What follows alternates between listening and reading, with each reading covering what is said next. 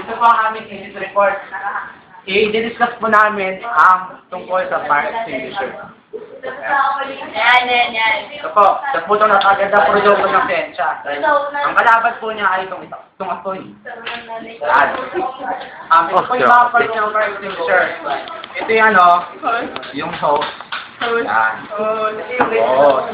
Ginagamit po siya parang labasan ng fluid. Tapos ito po yung yung trigger. To use this, kailangan tanggalin mo itong safety pin. Oh, zoom. Ito. Yan. Pag natanggal nyo na po yan, tatanggal nyo. Yan. Pwede niya po siya magamit. Ito po yung aming kapang leader. Jay, tingin, Jay! Ako nga pala.